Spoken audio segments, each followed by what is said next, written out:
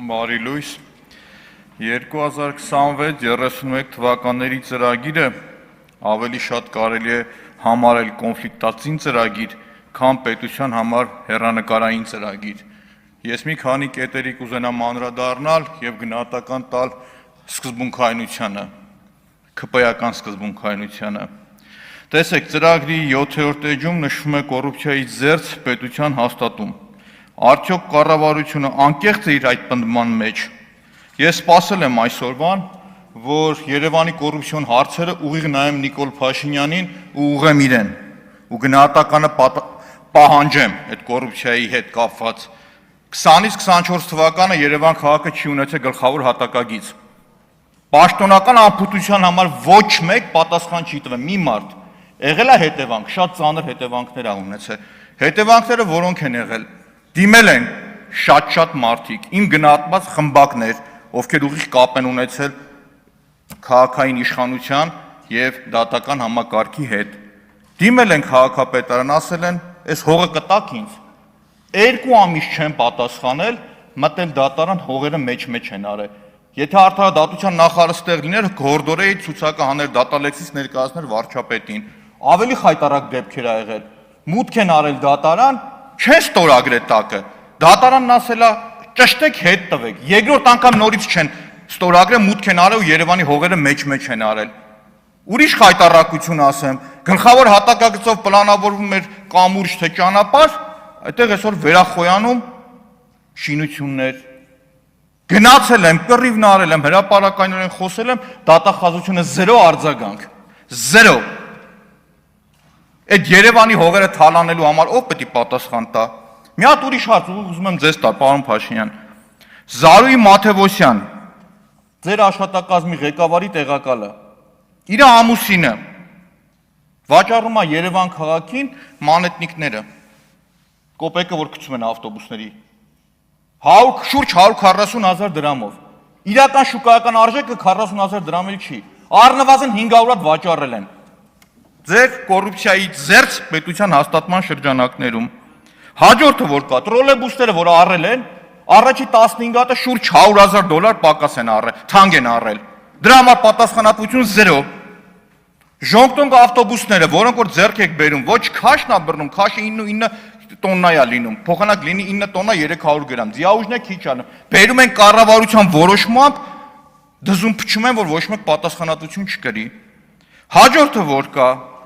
այդ հիշում եք, որ հեծանիվ քշեցիք պրոբկի մեջ ընկաք։ Մի հատ կառույց ստեղծեցին, Երևանի երթևեկության կառավարման չգիտեմ ինչ կառույց։ Տնօրենը Էդուարդ Այվազյանն է։ Պարզվում է, Էդուարդ Այվազյանը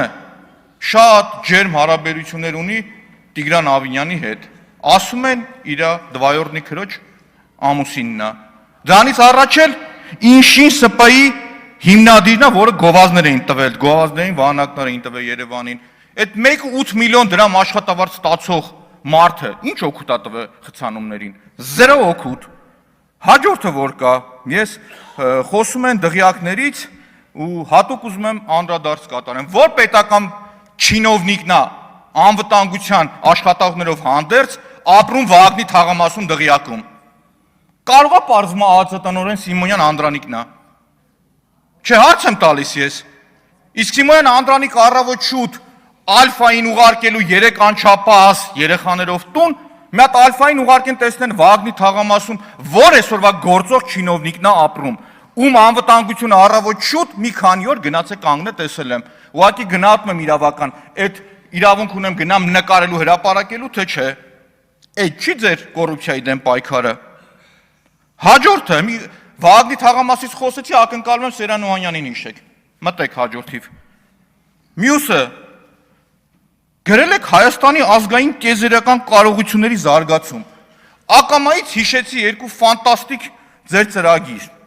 Այս նախորդ Armsat-1 արբանյակը, որը կառավարության ապրիլ 15, 2022 թվականին կառավարության որոշմամբ հաստատել է 3.3 միլիարդ դրամ, ուղիղ հարց են ուղղել Մխիթար Հայրապետյանին, ասել են գործ է հարուցվել։ Ոչ մի պատասխան, մամուլ էլ պտտվում է, որ հերթական մսխումն է։ Ակամայից հիշեցի Անիֆը։ Սերգեյ Բագրատյանը ստեղից որ խոսում էր, ես ակնկալում էի խոսար քննչական կոմիտեն այնուամենայնիվ գործակար է ձեր վրա, թե այդ 1.5 միլիարդ դրամը վնաս եք տվել պետությանը։ Հաջորդը խոստացել եք 6% տնտեսական աճ։ Ստեղ Եղոյանին, Աղաջանյանին ու Սիսակ Գաբրելյանին խորհուրդ կտամ ուշադիր լսեք Նիկոլ Փաշինյանի խոսքերը։ Երբ որ Նիկոլ Փաշինյանը բացատրում է, ոնց են անշարժ գույքի շուկայում 15000 գործարք, ես գնահատել եմ 9000-ը Ռուսաստանից եկած մարդիկ են, այդ բոլոր տվյալներով հանդերձ։ Գնահատել է պղնձի գնի ոնց է ազդում, որ չեք կարողանում հասկանալ արտաքին էֆեկտը ոնց է ազդում։ Հաջորդը 125000 նոր աշխատատեղերը,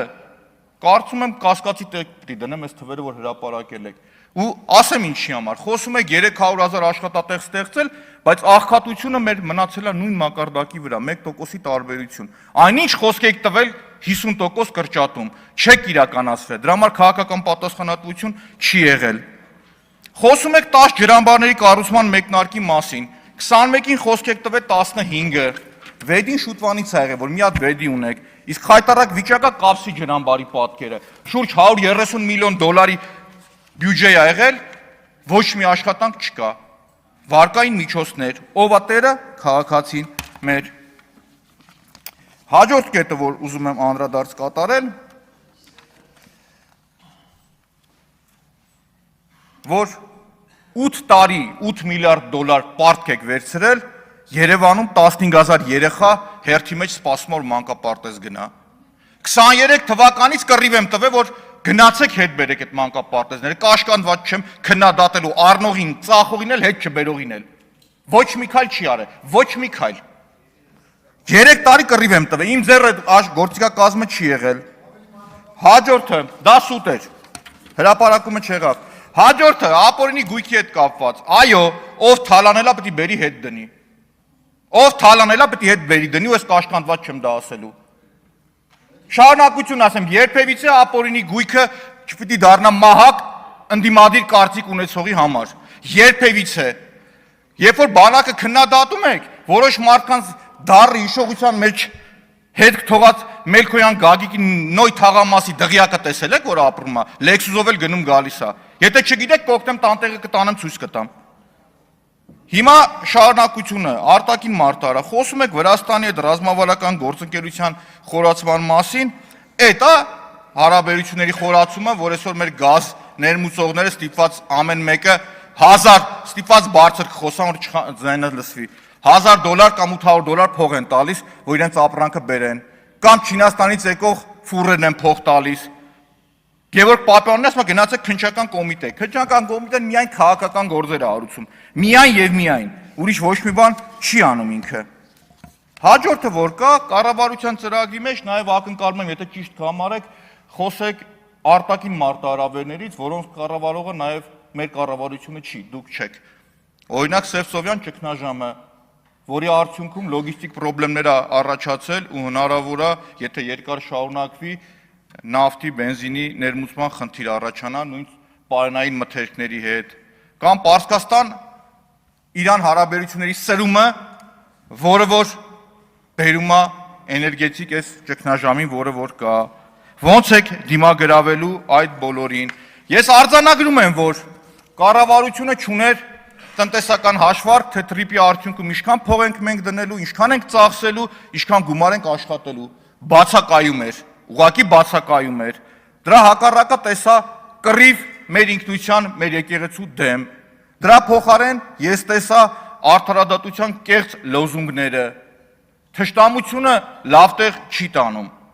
Եվ մի անգամ ասել եմ, եթե խոսում եք վենդետայից, վենդետան լավ բան չի։ Վենդետան սերունդներով է լինում, ու լինում են դեպքեր նույն Իտալիայի Կորսիկայում կամ Ֆրանսիայի Կորսիկայում կամ Սիցիլիայում,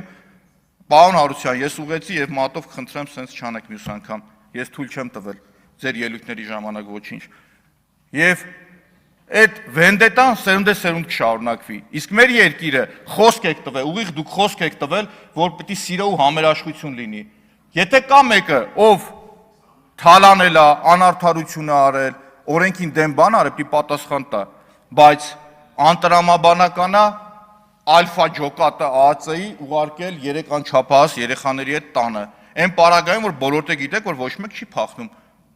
ոչ մեկ չի գնում, վերջ դրեք այս թշնամությանը, դա լավ տեղ չի տանում։ Լիլիթ Գալստյան նախապատրաստվի